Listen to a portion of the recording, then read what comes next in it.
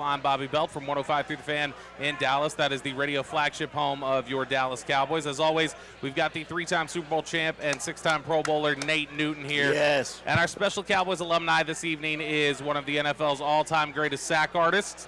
Since the NFL started tracking sacks in 1982, he is second all-time in Cowboys history, and at the time of his retirement, he was one of 15 players in NFL history with 100 sacks. Wow. I'm talking about former first-round pick and two-time Super Bowl champion Jim Jeffcoat. Wow. Jim, wow, thank you so much for joining us tonight. You know I Appreciate it. enjoy this. This is my best time of the year when I get to get on with you guys. We always love talking to you, and you know, it was I was hearing you and Nate talk about something before we started here, that he was referencing that you were from Jersey.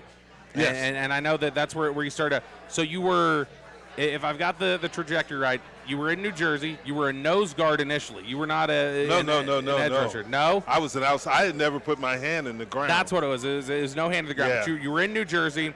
You lettered in wrestling. Yes. You were first team All-American. Then you crisscross and Wow. go all the way to across, Arizona State. Yeah, almost across the country. And then you're a first-round pick, and you go all the way over to Dallas, I know. and you're with the Dallas Cowboys. And then, Yeah. of course, you wrap up your career. You went all the way up to Buffalo, New York. And so Which is close to it's 45-minute flight. you're crossing north. all over everything. So just talk to me about your high school career and how you ended up at Arizona State of all places. Well, my high school, when I first started, I didn't play football until I was a freshman in high school. And I wasn't very good. My mother made me good. She would make me go out there and hit burlap sacks and stuff. She said she wasn't going to have kids that weren't tough. That was at my mama. She had 4 boys and 1 girl. And she could have been the heavyweight champion of the world because she had the best left hook. And my dad would just shake his head, but she pushed me to be as good as I could be. And everything, she challenged me, and she challenged me in the classroom. She was a teacher, and she challenged me on the field. I remember one time, me and my dad were watching this. I'll never forget this, the Cincinnati Bengals game. And this dude, he fell down, and all the trainers ran out after him. He got up and ran off the field. So I thought I was going to do the same thing in the next game. And she came out of the stands, and she said, she's going to check on her baby. She reached over and said, "You better get your behind up." I jumped up. True story. Nate will tell you, Yeah. I never was on the ground in high school, college, or the NFL because I knew she was in the stands and she was coming to get me. It got you the right way. Now, that's obviously, we always hear about, Ed Too Tall Jones came and sat with us recently, mentioned how he was going to go to school one place, but then he decided, no, I got to be closer to home, so he stayed in Tennessee. You ended up way far away from home. How did you end up in Arizona? And what happened was I was getting recruited all over the country, all the way to the West Coast. First of all, what happened in West, I went to USC, and they left me in Watts. USC's in Watts, and they left me on the corner in Watts. And my parents were upset over that. Yeah. And Ronnie Lott took me back to the hotel where I was staying at. So we became good friends, but I knew I wasn't going there. And when I got to Arizona State before that had played in what they called the Garden State Bowl. It was a bowl game. They played it in back east. And what happened is I saw this dude, and he had this hair, and he had this big nose. And I'm like, I ain't never seen no brother like that, and out in Jersey. And they said, that ain't no brother, that's a Samoan. Yes, sir. Man. I said, what's a Samoan? He said, they come from these islands over there in the west, off the West Coast. I said, wow. The dude his name was Tony Luia. He became one of my best friends in life and things there. And he was my host out there when I came out, and we just hit it off. And was there ever a consideration to staying more towards the Northeast, or was it just it was circumstance that you were ending up in a lot of those? Well, what West Coast happened schools? was I went to Michigan on there, and it was freezing. Yeah. I mean, in Michigan, it's really freezing in the Michigan winter. today. Yeah, and then I went to Penn State. They came in last. I thought it was the Mafia. Shoot, I'm from Jersey. You got to be careful. You got to watch out. They came in pinstripe suits, Joe Paterno and them. Yeah. I said, I ain't going there. Then I went to Florida, University of Florida, and that's a long story right there. Them Gator go-getters had me, but my mom wasn't having it. She wasn't having it. She wasn't going to let me do that. Now, when you talked about, you mentioned that you'd always been a stand-up guy. You're always a stand-up outside linebacker. You never kind of put your hand in the dirt. When did that process come around for you? Were you having to learn that when you were at Arizona State? Did you not get to that until you got to Dallas? What happened was I had to go there, and I played every position on the line at Arizona State because I started my freshman year as an outside linebacker. Well, we got a couple of guys that got in trouble, and they had to put me down with my hand down. I started playing in a 4-point stance. I didn't know. I just go get things. But and then I felt more comfortable. My sophomore year, I had 6 sacks as a nose guard. My junior year, I had 10 sacks as a right end. I moved over to the left end and had another 10-sack season. So those things. So that's when the Cowboys drafted me. The great story about that is the great Gil Brandt, God rest his soul, called me a week before the draft, and he had picked me in a mock draft. And he called me, and I thought I grew up in New Jersey. I didn't like the Cowboys at that time. I thought somebody was playing a joke on me, so I hung up on him. So he called back and said, "Don't hang up. I'm really Gil Brandt. I picked you in a mock draft, and I'm going to pick you in the regular draft next week." I said, "Well, yeah, whatever." But then Al Davis called me. Al Davis called me and said he was going to take me. They had the last pick. They had won the Super Bowl that year. And he said, he said, "You're a Jersey kid. I like you." And he was from New York. And what happened was the Cowboys had the pick before the Raiders. Mm-hmm. And they chose me with their pick. You know, Nate, when I hear Jim talking about that, about Gil Brandt clearly being a believer in him right from the start. You've talked about a couple weeks ago how important it was to you that Randy White and Ed Too Tall Jones believed in you when you were playing. Yes. How big is that to have, whether it's a coach or a front office member or a veteran on the team, how big is it for both of you guys, the idea of just having a sponsor, somebody who's like going to go to bat for you and just say, hey, like, we need to believe in this guy. How big is that for both of you? It's everything. I mean, to have a veteran guy, especially guys that me and Jeff watched on TV. You know, even though he didn't like them, he liked the Giants or he liked the Jets, and so he had to play the Cowboys. So he's always seen them, and they've been dominant players, Ed and Randy. So when you have guys that are willing to work with you and you can watch them and see how they true professionals, that's a great thing. I remember Jim and Randy used to be doing all these hand techniques and all this stuff right here, man. Yeah, and I'm like, wow, these dudes like this ain't, Mr. Miyagi karate and all this, but these dudes we got to tell them about it, Jim. What happened was that Ernie Stautner, our D-line coach, he's in the Hall of Fame. Yeah. He's 6 foot, 235, and he's in the Hall of Fame as a defensive lineman. So you know how tough he was. He told Randy and Ed it was their job to get me ready to play because Harvey Martin abruptly retired after my first year. And Randy would take me in that room, and it was the most amazing thing. He would never blink. We would be watching those 8mm films, and he was showing me everything. He was teaching me. And Ed knew it. I mean, Ed was just better than everybody else. Right. Some people are born that way. And Ed would teach me, shoot, I couldn't do things. Ed would shoot. He's 6'9". Right. His arms go all the way out. Shoot, he could touch the moon with them arms. Right. Shoot. But Randy would take time with me, and Ed would take time, Harvey Martin, and they showed me the little things in the flex defense and playing defensive line in the NFL. And I really appreciate all those guys working with me because they could have just threw me to the wolves. It's interesting. We've had a couple different guys come in here and talk about their experience of the transition from Tom Landry to Jimmy Johnson. And for a lot of guys, a lot of veterans, that was a difficult transition. That was something where, all right, this isn't going to work out. Everson Walls has talked about that. There were some challenges. He moves on. I know there were, who was it? The old Michigan defensive tackle. You guys had Kevin Brooks. Kevin Brooks requested a trade out of here pretty fast after, realizing he and Jimmy didn't exactly kind of link up. Why do you think for you, as somebody who came from being like a Landry guy, you were able to get through that and see to the other side and reach the pinnacle of the Super Bowl? You want the honest truth? Yeah, absolutely. And Nate probably agree with this. They talk about how physical Jimmy's practices were. shoot, we were doing 3-hour practices with Coach Landry. Thank you. Thank you. Jimmy never went more than an hour and 45 minutes. So he would always tell you, my practices are really tough, aren't they? And I say, yeah, Coach, they're really tough. And I'm like, oh. I mean, we go, but it was fast. And we only really tough thing we had was the middle drill. Yeah. The middle drill was 12 to 13, 14 plays. So hell. And it was. And that was the physical part of practice. But everything else wasn't that physical. They'd tell you that. Yeah. The thing that with Coach Landry, man,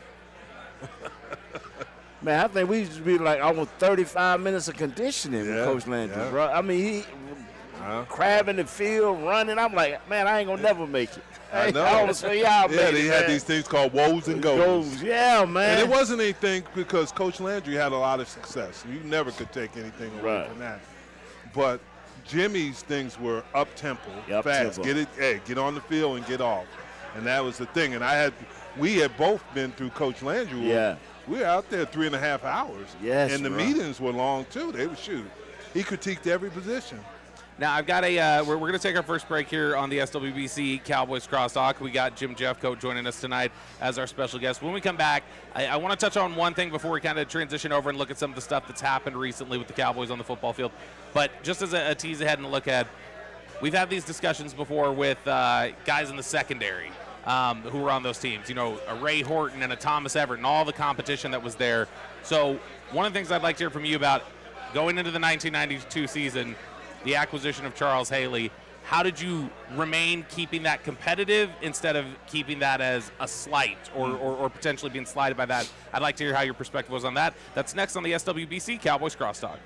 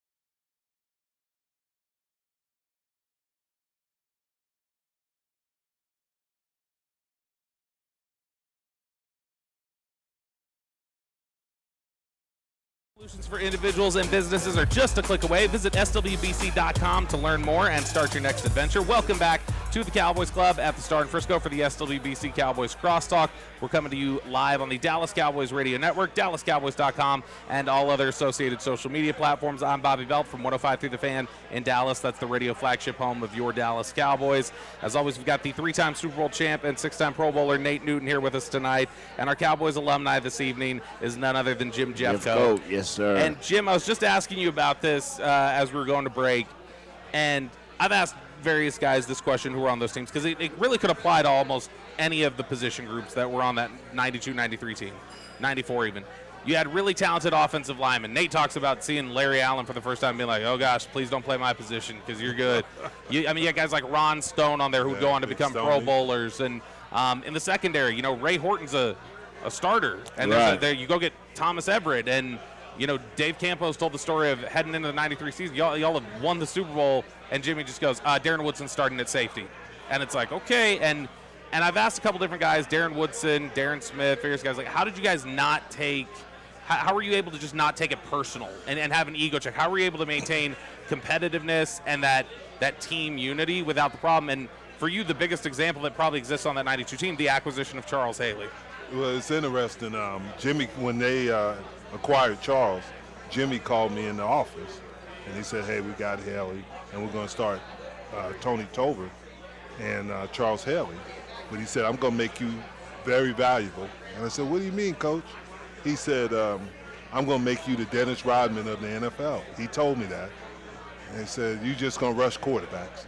He said, you're not going to take the beating of playing every down. And I said, sounds good, but what if I say no? He said, I'll cut you. Oh, man. And he started busting out laughing. I started busting out laughing. I said, well, that's no good, Coach. And you had a really strong season in 92. Yeah, that's why I did, because he kept me fresh. And Jimmy was an interesting guy because he would tell me all the time, he said, as long as I'm here, you're going to be here. He said, don't let anybody ever tell you any difference. And I'll tell you a story. They moved me to left end. And the reason they moved me back to right end was because of Nate Newton. He said, please put him back over. He said he don't need to be here. He's a right end. Right. And stuff like that. But Jimmy did take care of me. And it's fascinating because I know there's so many different things that Jimmy brought to the table that were new. And at the time, before you guys started winning games, people were wondering, like, okay, what's he doing here? I know Campos talked about that Miami staff brought quarters coverage to the NFL, really brought that prominent. You talk about the situational designated pass rusher. That's become very prominent in the NFL as pass rushers extend their careers. How much of it for you guys when you were in it, were you guys like, oh, yeah, this is going to come together, versus how much were you guys going like, this is insane, this is not how anybody else does this in the NFL? Tell you what Jimmy did. Jimmy brought OTAs.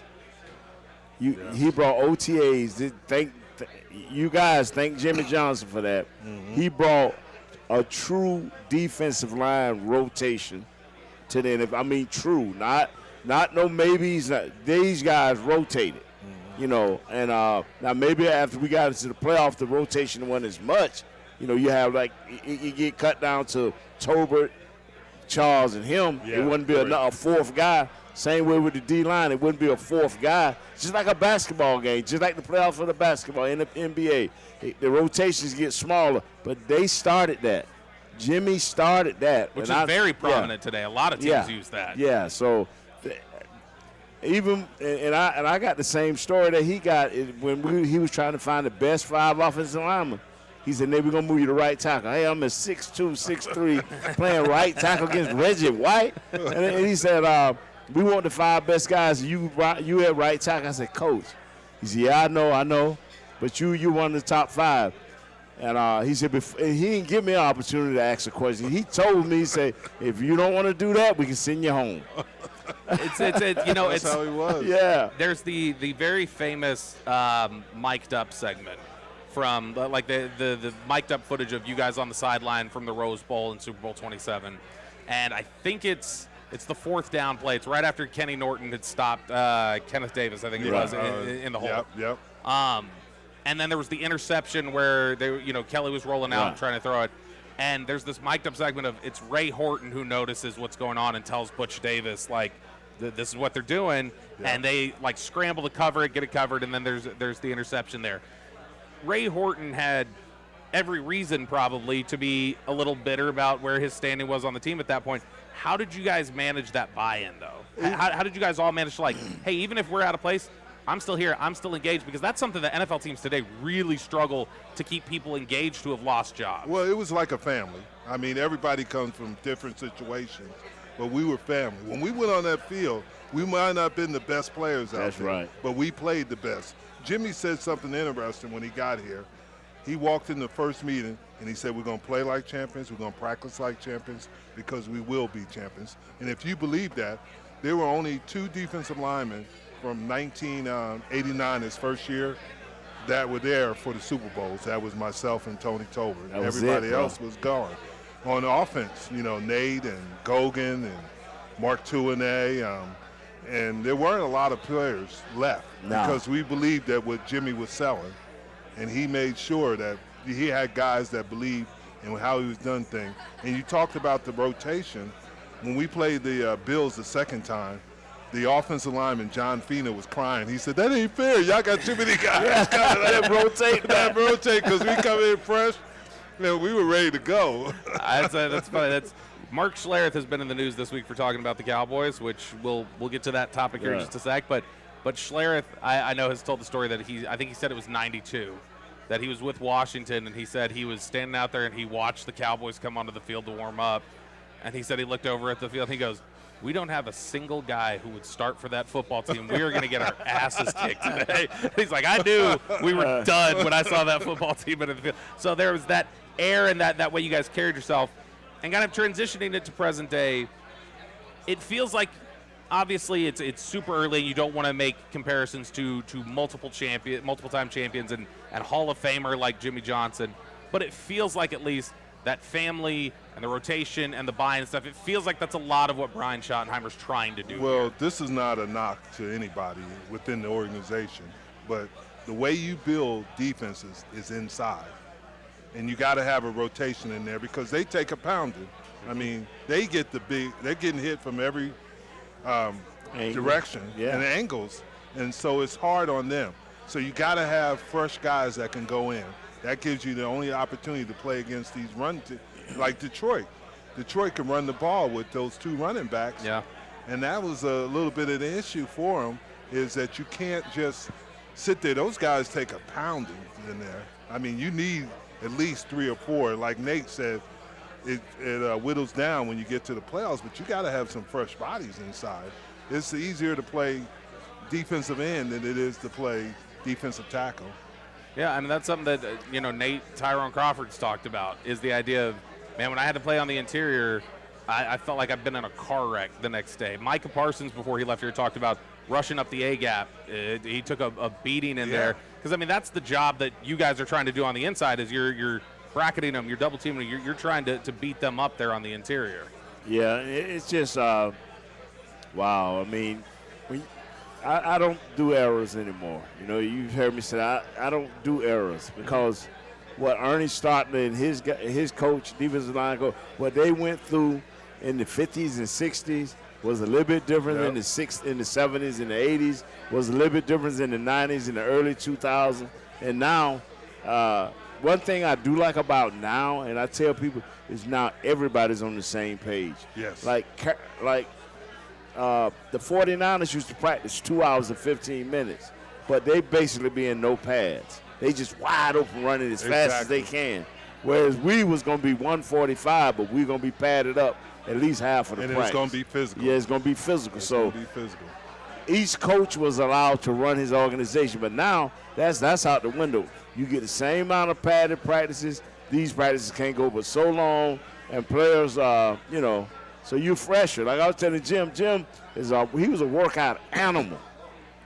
I was like, Jim, you could have played till you were 85 because he kept himself right. I'm serious, man, no joke. Whereas me, I probably would have played an extra few years, but the bill would have got me. You know what I'm saying? But here's the thing, and I'm not Marv Levy was a heck of a coach, but they were similar to what they do today. Right. I think that because we were so physical in the nature of our practices, Yes. that kept us healthy. Yeah. Because we didn't have a lot of injuries. Yeah. Because we were acclimated to the hitting. Yes. Yeah, and I mean that's something that a lot of players have talked about today. That the ramp up. We're hearing a lot about that right now with Trayvon Diggs, like the ramping up and getting yourself ready to be able to take hits and the process that you got to go through with that. Let's go ahead and take our second break here on the SWBC Cowboys Crosstalk. We got Jim Jeffcoat joining us tonight. When we come back, we're going to dive into this Detroit game a little bit, and we're going to get the thoughts of Jim and Nate both on this George Pickens situation, quote unquote, this George Pickens discussion that's taking place in the media right now. That's next on the SWBC Cowboys Crosstalk. Steps from AT&T.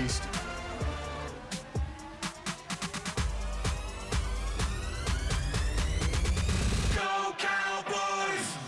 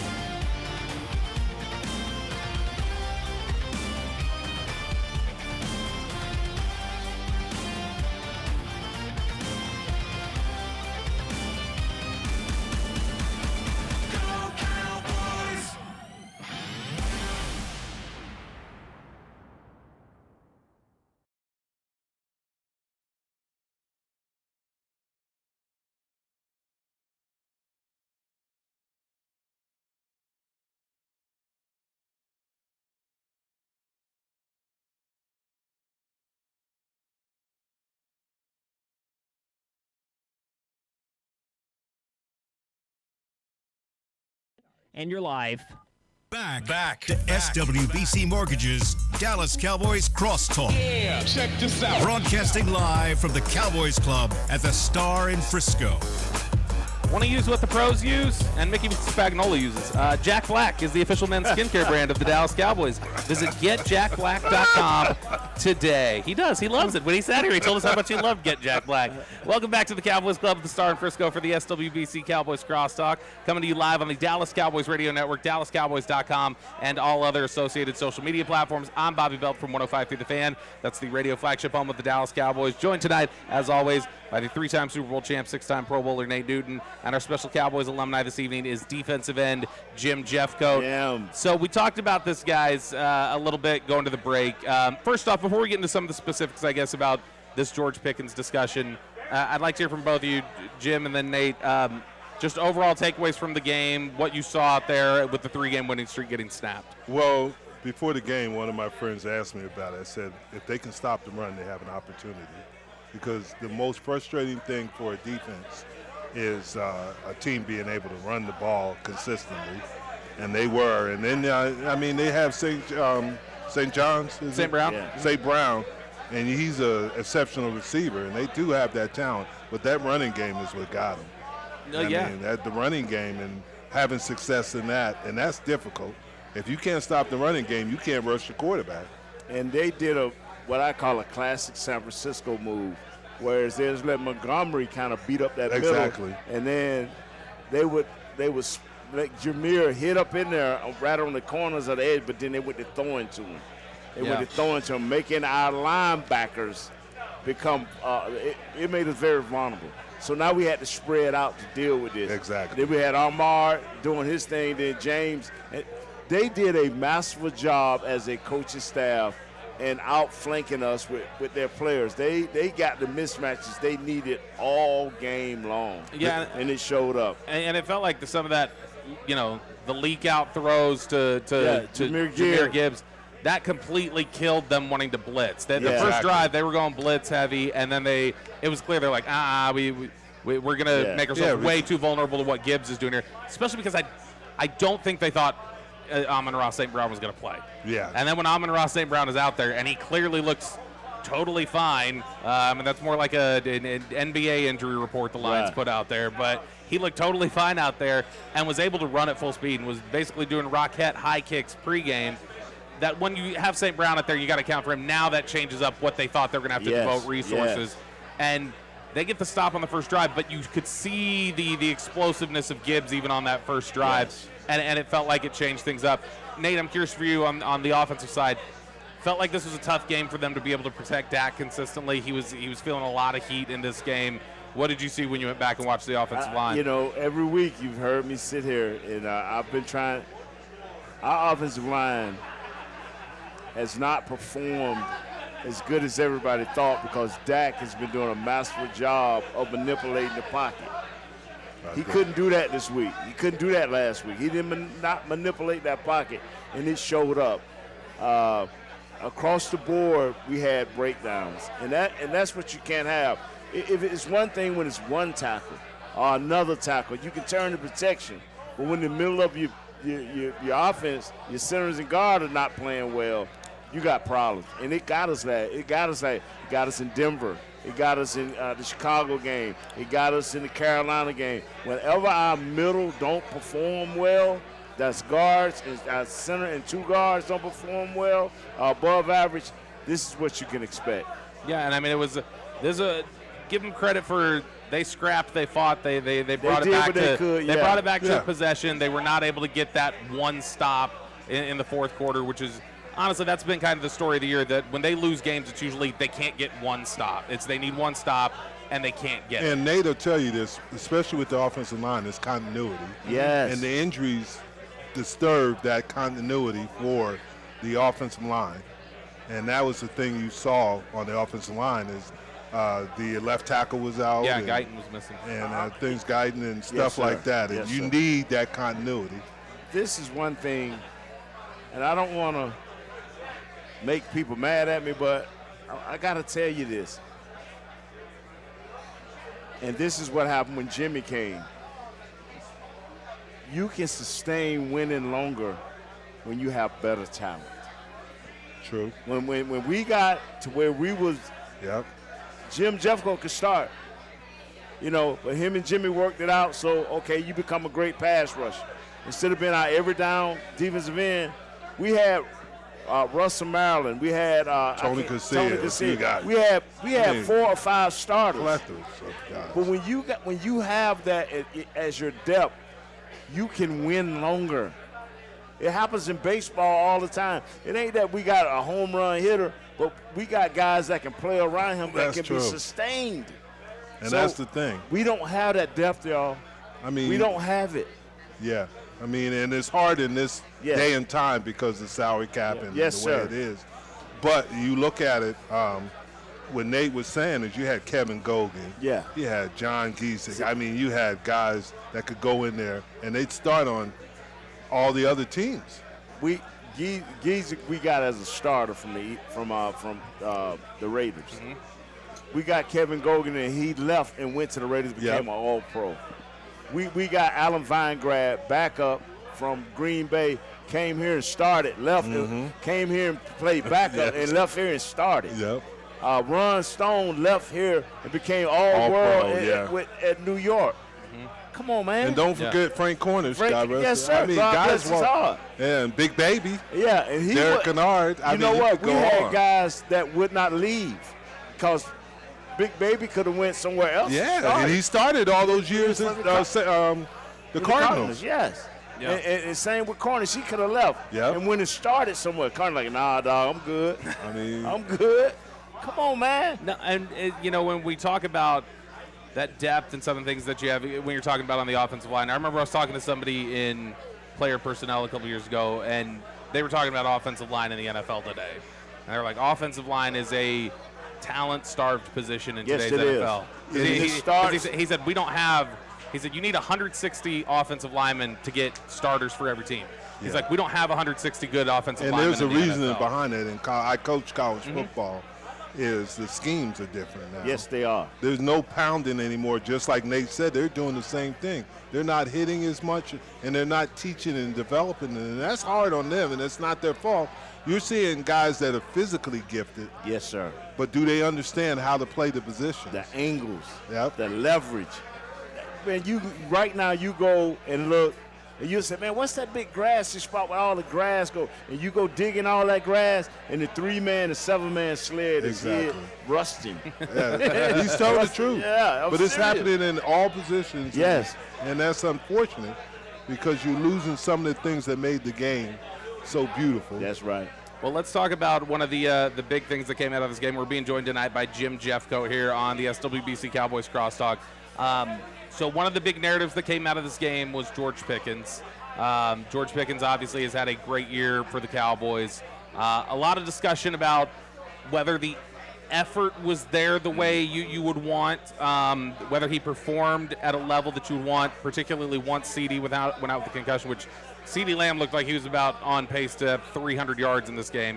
They could not cover him. But a lot of discussion coming out of that. Dak, even after the game, said, yeah, not his best game. I think he'd tell you that. Shoddy talked about having a discussion with George, but it's created a lot of intense scrutiny. Richard Sherman had a lot of negative things to say about him right after the game. Kirk Herbstreit was saying a lot of negative things during the game. Mark Schlereth, who we mentioned last segment, earlier this week on our station 105 through the Fan, had said that that's an example right there of why he would never sign George Pickens to an extension. So a lot of heavy criticism nationally. I'm curious for you guys, former players, what was your take on what you saw from Pickens on Thursday and what it means moving forward, if anything? First, correct me if I'm wrong. He was injured earlier in the week. Who, Pickens? Yeah, remember he was injured. He was injured earlier in the week, and he never complained about it. He went and did his business. I think it was an ankle injury. Right. And there are going to be times, and that's why you got CD, and I know CD got injured, and George, and why they make a good combination in the young kid. Flournoy, yeah. And somebody else has to step up. Some days you're not going to be your best, no matter how good you are. I mean, the only guy that's the best every time is Myles Garrett. Yeah. But other than that, on a bad day, you get 2 sacks. I know, but Some days he still has more sacks than I think the Bengals and the 49ers. I this know, year. but the thing you got to realize is some days you can work as hard as and it's not going to go your way for whatever reason. Is the guy that's playing against you is talented, or they're playing coverages that you struggle with. But he admitted it. And the same thing the week before, if you remember, CD had a rough game, and when he came back 2 weeks before. Yes, sir. I guarantee you George Pickens is going to show up this week. Nate, what are your thoughts on it? And we talked about this before. This is the guy I saw at Pittsburgh. His routes has been basically the same. And you could go in there and you could pick out those, go right to Pittsburgh. It's the same. Where he lost contact with Pittsburgh is he got a little flamboyant with the off the field things or the coming late. And so the Steelers are the no nonsense guys. That's just who they are. We are a little bit more lenient here with the Cowboys. I say this right here. Mr. Sherman, you can say what you want. You're a national guy. Okay, you say what you want. Slayer I got mother love for Slayer. Y'all, we played too many games to go at a player like that. We played too many games. True. You know, we've seen Sherman get burnt. We've seen Nate Newton give up sacks. We've seen Slayer give up sacks. So when you critical of another player, you know, find out the backstory or say, okay, God, he had 12 great games. Now the 13th game is a subpar game.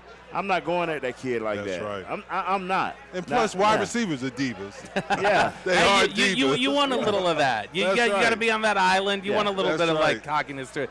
I'm curious for you specifically, Jim. You mentioned you were a coach and you had to coach players. I'm sure there were times that when you're watching things, you'd see your guys on the field and go like, that's not the effort I want. Exactly. That's not what. And that's true. How do you differentiate that when you're looking at? How do you look at? Do you have to be really careful to question effort and just say it has to be really? First of all, you got to obvious? find out what's going on and why this is not giving you. Yeah. And he might tell you, hey, coach, my ankle, I can't move, or he might say, hey, I had a bad day. It ain't gonna happen again. But you can't beat him down because you got to lift him up. If you know you better than that, you got too much skill, and you come too far. That's right. And that's the way you talk to him. You don't just say, well, you. And it wasn't his best effort, but we know that I guarantee, like I said, he'll give a better effort this week. That's not the George Pickens, and you'll be like, wow. And we had this discussion earlier today on Media Mash a little bit on DallasCowboys.com that Newey Scruggs was talking about. Hey, there's also Jake Ferguson fumbled, and Kevontae Turpin. Like, why are we not talking about some of these other guys in the same sort of context? It feels like it's just. The memory of what the narrative was coming out of Pittsburgh just feels like it may be present here of just like whenever he has a game that's down, that's what's going to be the expectations. People are going to bring that up. Exactly, they are, but you got to understand that how many games have they played? Right. You said 13? Mm-hmm. So, I mean, that takes a toll on you, and I'm not making excuses for him, but your body changes as the season progresses, and this kid has been playing super. I mean, he's made some spectacular catches, and I think he will do it again. I think he just had one of those days, and they happen. No matter how good you are. Yeah, it's the NFL. It's the NFL, bro. Yeah. It'll humble you, man. Now, obviously, you guys are saying don't overreact to it. But if you would have seen that, let's say you guys are on that team, and you see that performance out there. Are either of you going just like checking in? I'm like, hey, you good? Or like, are there discussions players would have? Would you expect that to be a head coach conversation or more player to player? Like, hey, go check in on him, make sure he's good. Yeah, because there could be other things going on within him, and there could be something off the field that we don't know about, and things like that. Some things happen, and like I said, I think sometimes we overreact to certain things, especially with players. And I think that he's going to do well because the kid has been playing really well. Yeah, ridiculous. I mean, it's been crazy. You have one and one game. thing I'm going to never forget, this is the Dallas Cowboys, where everything would get overblown. You can catch for 100 yards and never caught for 100 yards. Now you're a superstar. Yeah. So that's just it comes with the star. Yeah, and I mean, George Pickens, I think in the lead up to that game, he had the quote, something to the effect of, I felt like when I was in Pittsburgh, everybody heard me. When I'm in Dallas, I feel like everybody sees me. Yeah. And like there's a power behind that Cowboys brand, but it's a double-edged sword, obviously, that comes with that. Like, hey, you're going to have to deal with a lot of national criticism whenever anything is not going the right way. And Nate makes a good point because that's why a lot of players have failed here is because they can't take the expectations. That's right. You play in a medium market. I mean, Kansas City and Dallas was the highest-ranked game. Yeah, most watched NFL regular game things ever. Like that. That's the expectations. Your expectations are bigger here, and that's just the reality of it. I mean, if you're not winning Super Bowls, well, you're not that good. It's been 30 years. Yep. It has been 30 years. That is Nate Newton. You just heard from Jim Jeffcoat a second ago. He's our guest tonight on the SWBC Cowboys Crosstalk. Let's take our final break. When we come back, let's look ahead a little bit to this game against Minnesota, talk about some of the things that the Cowboys will need to get ready, and whether or not Trayvon Diggs will be ready to go in this one. That's next on the SWBC Cowboys Crosstalk. Ultimately.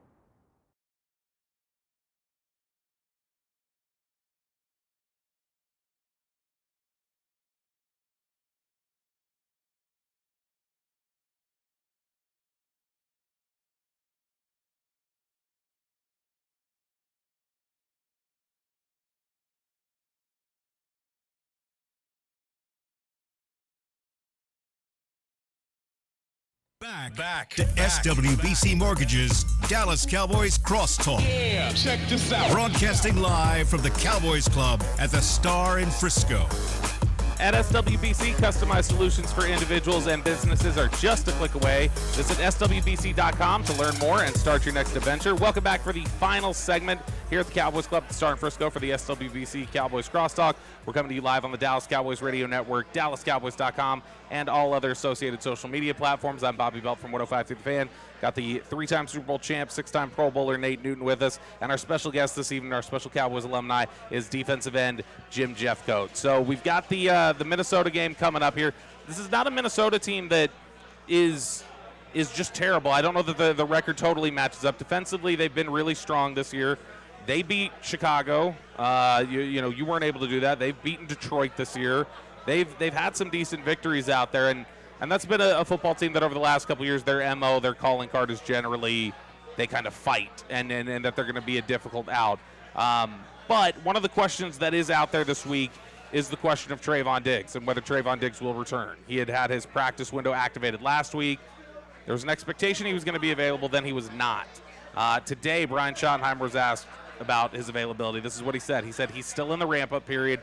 He does feel healthy. I know he wants to play, but at the end of the day, we have to do what we think is in the best interest of not just him, but also this football team. When you miss time, there's a ramp-up period for not just your body, but your mind, figuring out the defense, and there's some new faces in the huddle.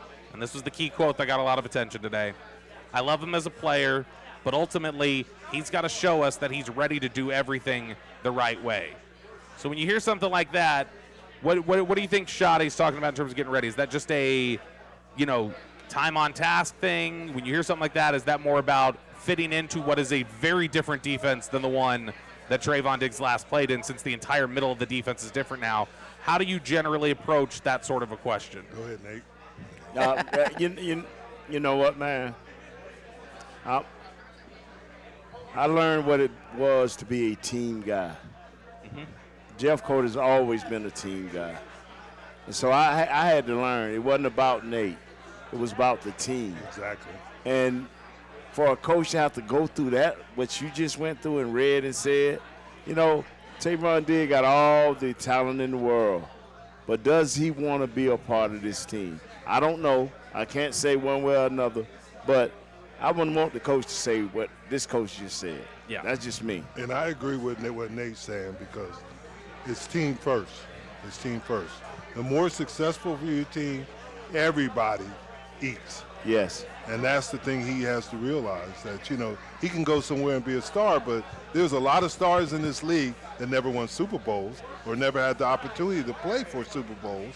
And that's the thing. They had the individual awards, but the whole team gets awards when you when we put up that trophy. It didn't matter who would and how much you played. It was that you were part of that team. Yes. So we do have the Vikings this week. Diggs obviously would be a big boost for them. It feels like they've played every game, essentially, it feels like, for the last 12 weeks with 3 healthy corners going into a game. It seems like as soon as one guy gets healthy, somebody else gets banged up. Has not been a lot of availability. They've obviously got a Kevin O'Connell passing game coming to town that very creative mind. They've had some struggles, obviously, trying to figure out their quarterback position. J.J. McCarthy is back now after dealing with some injuries this season. But, Aaron Jones is a big-time running back. They've had some success with Jordan Mason this year. They've had some efficiency in their run game. Is this another game we're looking at here, like last week, where you're saying, hey, just stop the run game, primary number one? Well, I think they'll stop the run game because they also have Mason, who's been running for them. But the thing is McCartney has not been healthy, and they've been inconsistent, and you have to take advantage of it. Plus, you have an advantage when you're playing here in Texas as opposed to playing in Minnesota. That's going to help them. Their defense is it's a little bit unusual, some of the things they do, but Dad is really good at home, as we all know. Yeah. And he takes advantage of it. His big games have been in Texas or AT&T Stadium. Yeah, and it's something where, Nate, when you look at that dichotomy that exists of like the way they play on the road versus at home, and at home they do put up a lot of points. There was a stretch there of about 4 years, I think, that when Dak was healthy, they averaged almost 40 points per game at home.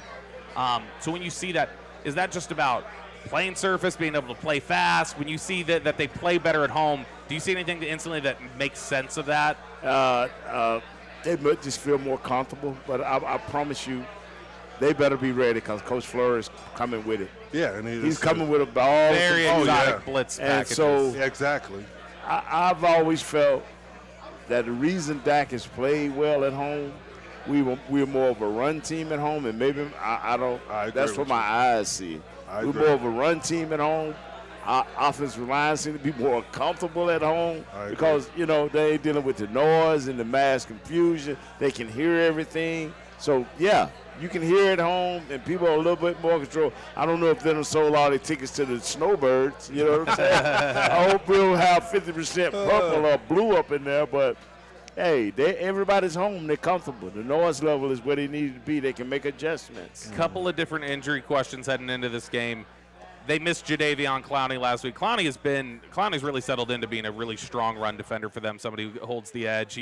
He's had a couple different games where he's rushed the passer well, so they'd missed him. He was practicing in a limited capacity today. That's an encouraging sign. He was close last week. You didn't have Tyler Guyton last week. You lost CeeDee Lamb. Those are going to be the big questions. Lamb was a limited participant today.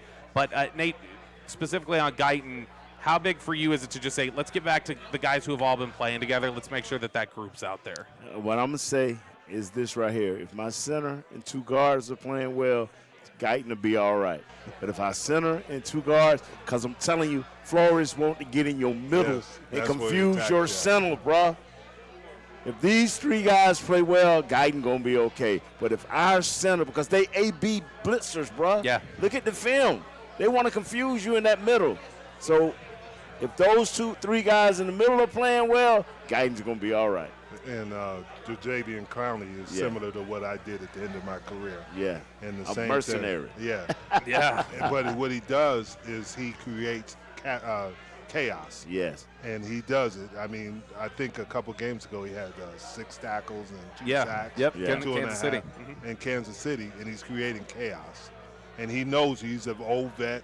He understands the game, and he doesn't play, 70, 80 plays a game. He's going to play 35, maybe at the most 40 plays. Right. And that's where he should be. Well, hopefully they are able to get some solid footing this week against the Vikings.